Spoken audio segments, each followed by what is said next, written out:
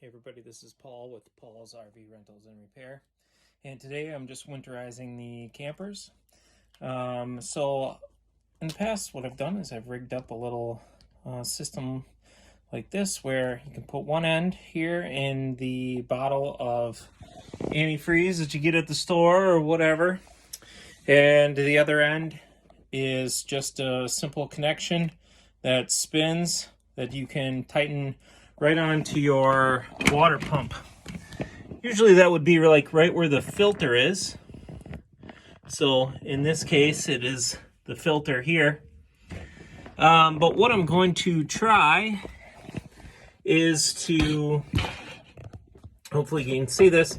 Usually there's a secondary hose. Some of the older models don't have this type of setup, but ultimately you got water that comes in. Sorry about the darkness here. You got water that comes in from your tank, and then you've got this additional hose. So what I'm going to do is just turn the knob off for the tank, and I'm going to turn it on for this hose. And I'm just going to take this hose and pop it into the jug of antifreeze. And then once I turn it on and turn the faucets on, it should just suck the antifreeze right out of these 1-gallon jugs and through the lines. One thing you got to do prior to that though is you do need to shut off the water heater. So if you can locate here, I've just stuck that tube directly into there. Again, I don't know if this is actually going to work. In theory it should though. So here we are in the water heater. I just flip the camera around, turn the light on. So the idea is that you've got your cold line coming in into the water heater, and then the exterior comes out and it becomes the hot water coming through on the red line. And in between here you have the bypass to the water heater. It's important here is that we want to bypass this. So what we're going to do is turn the handle facing up, and then this top one is going to face down. That should mean that the water will just simply run in and through. In this case, that is the antifreeze that's running through the line. And then you would pull the exterior plug on the water heater to just let anything that's in the water heater out, and no antifreeze would actually go into the water heater. Okay, so I've turned on the water pump. And if my theory is right, we should have some pink start flowing through here in a second, and sure enough. So we'll shut that off, and that actually took it, the little bit that I had left in this somewhat empty container. So, now this camper has an exterior kitchen set, so it's probably going to take possibly a gallon and a half. So I'm hoping that I'm able to get it done with what I have here. I have some more if I need it, but I'm just pouring a little of the extra that didn't quite go up through the tube. But the theory is working anyways. So do the kitchen sink here. We got some good pink there right away. I shut the water pump off. Let's get that flowing again. That's good pink through the cold line, and then you come back to that as we run it through the red line or the hot water line as it makes that circle.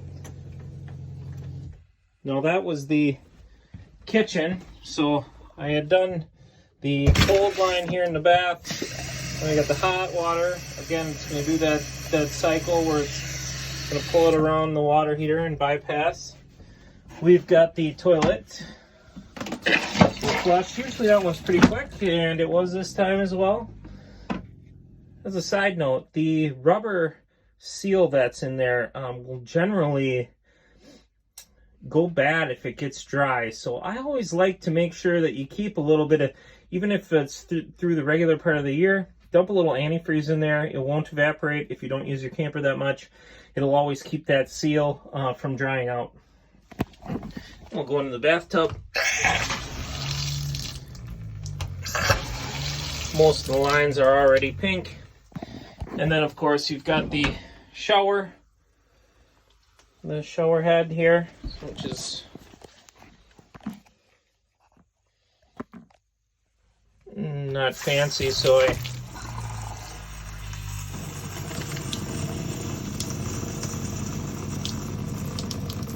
just holding the knob until we get some good pink out of the shower head, and put that back. And there we go. Now with this camper, of course, I did mention, and you can see we're getting pretty close. I shouldn't need much more than that, so it will be about 1.5 gallons. So we have the exterior door.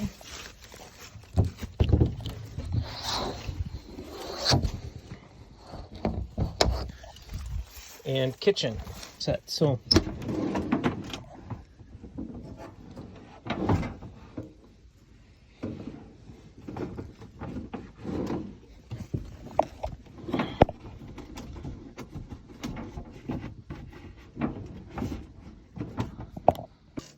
so we got the exterior here.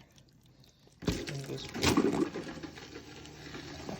to get that pink color through. Let that drain out of there. We'll remove the top. And we can just get that put away.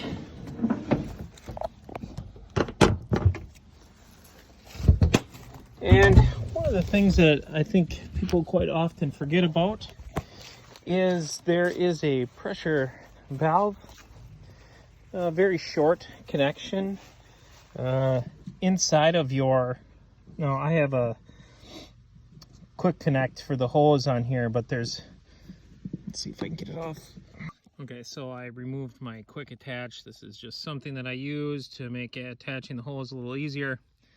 But needs to come off in the winter. But if you just press down, you can kind of pull away the filter, and in there you can see this just it's kind of almost like a button, and once you're pressurized, it's gonna kind of explode a little bit. So I just push in there, let some of the pressure out. Next thing you know, we're pink, and you are good to go with your exterior. Now, some people have exterior showers or other exterior water systems. I suggest, you know, if you have any of those, you'll still have to winterize those and get the water out of there. But now all I have to do, especially with this camper, is just simply turn on and off the original valves that I turned off.